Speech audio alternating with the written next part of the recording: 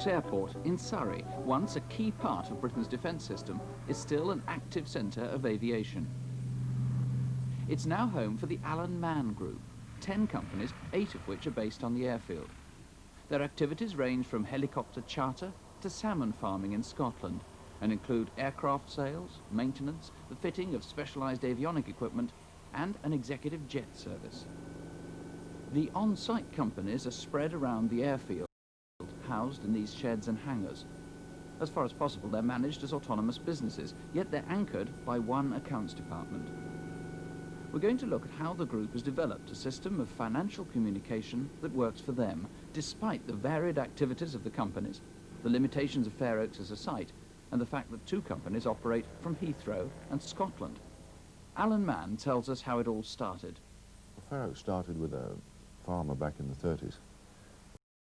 The days before planning control, I think he just decided to take down the fences between some fields and make it long enough to land an aircraft. It developed from that into a wartime use for flying training and repair of quite large twin-engined aircraft which were brought in by road. And I imagine the population of the airfield in the early parts of the war must have been the greatest ever, probably some 200 people living on the airfield. I started here in the late 60s by renting a hangar to maintain aircraft. Just one of the small hangars here with a handful of people who, in fact, they're all still with us. We then started into helicopters about a year later, and some 11 years ago, we took over the whole airfield, and from that moment on, things have grown quite quickly. We cover pretty well the whole range of executive aircraft, from charter of executive jets down to teaching someone to fly in a single-engined small aircraft. And we do radio equipment and complicated radio installations into aircraft. Pretty much the whole range. I don't think there's much we miss out in the general aviation range, which is up to, say, the 10 to 20 passenger aircraft. In charge of the finances of the entire operation is Financial Director Chris Hobbs. Good communication is vital for a group like ourselves. I mean, we're so diverse in our activities that unless everyone's totally aware of exactly what's happening, then there are a lot of pitfalls to drop into. The job title is Financial Director. On the financial side, obviously one has to liaise with the auditors, with bankers, with various other people. But I mean, as far as the actual figure work's concerned, I've got a very good team that does most of that work for me. One of the things for which the group is most well known is the chartering of helicopters. Managing this side of the operation is Reg Clark. The biggest aspect of chartering is undoubtedly film work of one sort or another. That accounts for slightly more than 40% of our business, with the individual passenger carrying accounting for something like 30%. The rest being made up with photography and emergency services and that sort of thing. We have a fleet of 8 aircraft, of which only 2 belongs to Alan Mann helicopters. The rest belong to outside owners who have purchased the aircraft through my sales division, for whom we operate the aircraft on the leaseback basis so as to give them some financial reward to assist in the expenditure of operating their aircraft. Super, we'll be there shortly. Bye. Alan? Yep. Gatwick. Calculating the charge for a standard charter is straightforward.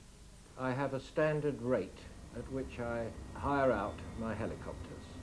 A rate for the Jet Rangers and a different rate for the Augusta 109s.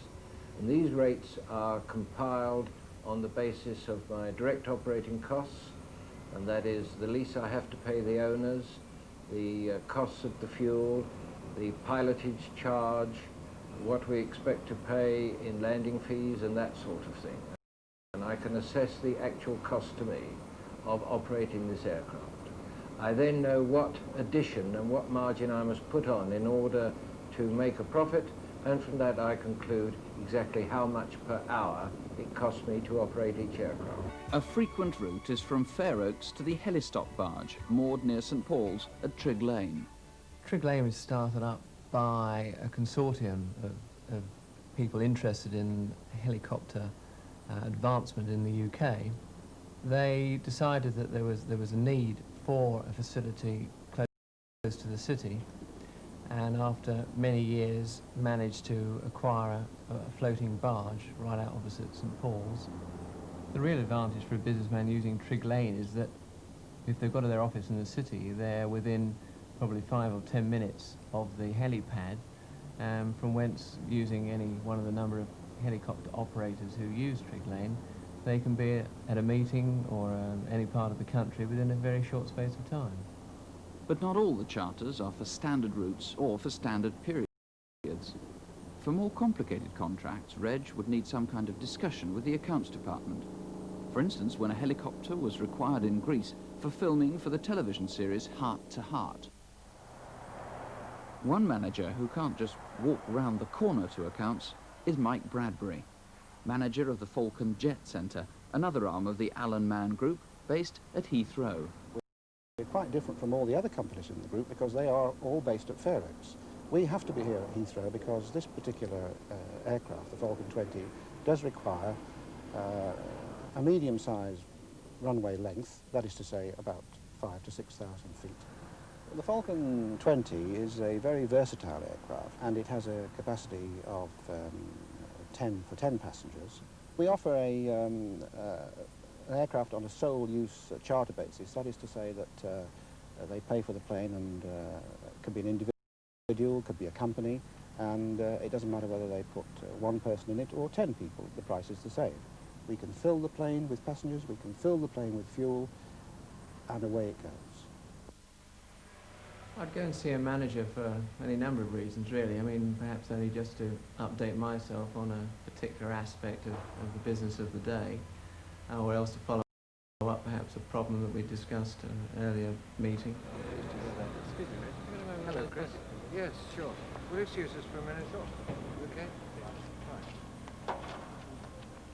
There's no hard and fast rule. I just go when I've probably got time, and B, when I think there is a need.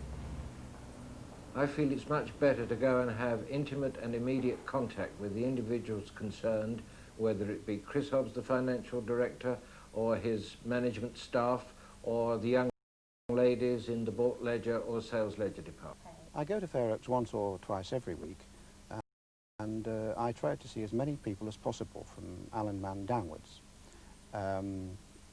Sometimes it's difficult to see Alan because he's often away and he has other important people to see. But I do make an effort to try and go when I know he's going to be available, because there's usually one or two policy things to discuss. Someone like Mike Bradbury now, I mean, he's at Heathrow. One doesn't see him perhaps more than once a week, and it's evolved that he does quite a lot of his own commercial work anyway, and the routine work is still done centralised here at Fairoaks, but nevertheless Mike tends to run his own ship, and we would only see him on rare occasions for general discussions. I've been very lucky in life that I've never really had to get involved in a business which didn't interest me, and that's one of the great advantages of working for yourself. Unless you're entirely motivated by the ultimate profit, you don't have any requirement to get involved in businesses which either you don't like or which bore you.